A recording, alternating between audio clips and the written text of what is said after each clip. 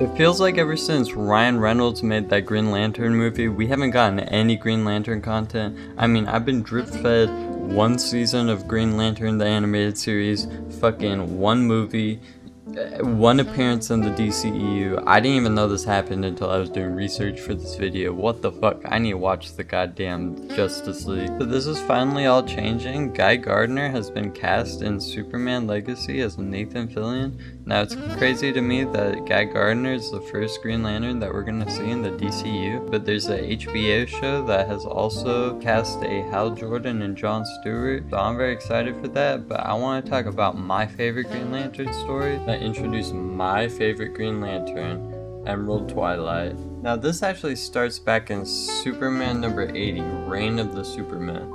If you want to know why there's 4 Supermen, including 1 cyborg, read the book. But I don't know. Maybe I'll go over it sometime. Superman has a Superman has a mullet? What? Let me know. But anyways, we pick up with one of the 4 super fellows, and he's in Coast City, and there's a bunch of these green orbs falling down, and he's like, "That's not good. There's fucking green orbs. That can't be good." And he's right, because all of the green orbs fucking explode. And yep, Coast City, not even Superman City, not like, this wasn't even done in a Green Lantern comic, but Green Lantern City was just blown up permanently. And honestly, in spectacular fashion. Like, what am I looking at? Fucking Cyborg Superman and the other guy are fucking fighting while there's the biggest explosion you could have ever seen in your life. I don't know what was happening in this comic. I tried reading it for context. I didn't know what was happening. Anyways, we pick up with Hal Jordan and the creator of everything he's lost in Coast City. This is where we get to see Hal Jordan's character tested. You see, every Green Lantern is chosen based on their willpower, how much they want to do something. But what happens to Hal Jordan when all he wants is city back? Well, he decides he's gonna try and revive the entire city using his ring. Now, first he starts with his father. He starts talking to his father. They have a nice little talk until the ring shows him his father's death replayed in front of him.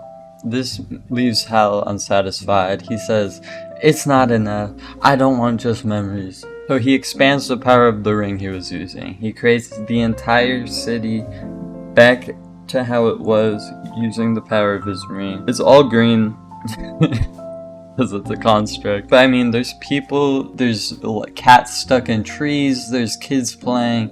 It seems like a real town. And Hal Jordan proclaims he has the power to be God. Now as Hal's flying through his green utopia, he's stopped by his ex-girlfriend who wants to talk to him. She's thanking him for creating the city and asks him if he wants to go see his parents. He's like, "Of course I would." So they walk over, and as they're walking, he even saves cats out of trees. So his fantasy involves him wanting to be a hero, even though these people aren't real. Like, he's creating issues for these people just so he can save them, which kind of goes to show the pathway Hal is going down. So Hal gets to his house. He's talking to his dad. His dad's finally telling him how proud he is of his son for creating this utopia. As his father's right about to say he's proud of him, he starts fading away, and Hal realizes his ring died. And that's when a construct of one of the Guardians pop out in front of him and basically say,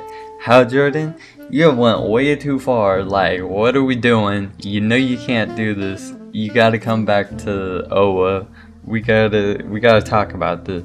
And Hal, instead of listening or doing anything, he shoves his ring in the construct, and he absorbs the construct for a little bit of power on his ring. And he proclaims that he's gonna do whatever it takes. We cut to Hal in space.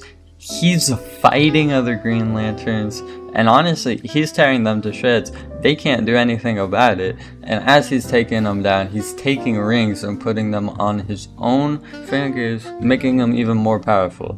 And I mean, he even goes through well-known Green Lanterns, even like Tomar 2, his teacher. The Guardians have no idea what to do. they're discussing plans on how to stop Hal Jordan while this is all happening. Now we see Hal Jordan, he's even going through his best friends, Kilowog, the drill sergeant that's pushed him up to this point. Hal has 5 rings all on his fingers, and this is when the Guardians say, this is too much. We gotta put in the big guns. Let's send in Sinestro. Sinestro is a villain that's been with Green Lantern's history since the beginning, starting out as a friend, becoming a foe. And also, I wanted to point out this panel. Why does it look like Hal has 6 fingers? I don't. It doesn't look right at all. His right hand looks so wrong. Anyways, Hal Jordan spares no time just ripping into Sinestro. He can't fuck with them. I also want to mention this is one of the beachy colors of this comic start pulling through, which if I keep talking about Green Lantern, oh boy, the next 8 issues have so much of this summer vibe and I love it. Hal Jordan's like, Sinestro, I don't even fuck with you. I'm not gonna use 10 rings to defeat you. I'm just gonna use 1. So he throws them all off and they're fighting. And the Guardians are scrambling even more. They're watching intently. They know Sinestro's not winning. I mean, every shot Sinestro sends at Hal blocks it, you know. Shit's just not going right. They're getting worried. Everyone's getting worried. As the battle's going on, it's getting really fucking intense. Hal and Sinestro aren't even using their rings at this point. They're just punching each other. They just hate each other that much. And Hal gets the upper hand. He has his hands around Sinestro and he says, no, Sinestro, this is the final time. And he snaps Sinestro's neck. If you're a Marvel fan, this might seem kind of fucking normal, you know? I think Captain America did this to some dude. And, you know, we kill all the time, but in DC, this is a big deal. A superhero killing somebody is not something that always happens. And even though Sinestro would come back, this is a big turning point in the character of Hal Jordan. With nothing stopping him, he goes towards the central battery until he's smacked in the back of the face by Kilowog once again, who didn't die before. Now, Hal doesn't even fight Kilowog, he just instantly kills him. He just burns him. He's left as a skeleton. This is an even more brutal death than he gave Sinestro. He gave his friend a worse death than his worst enemy.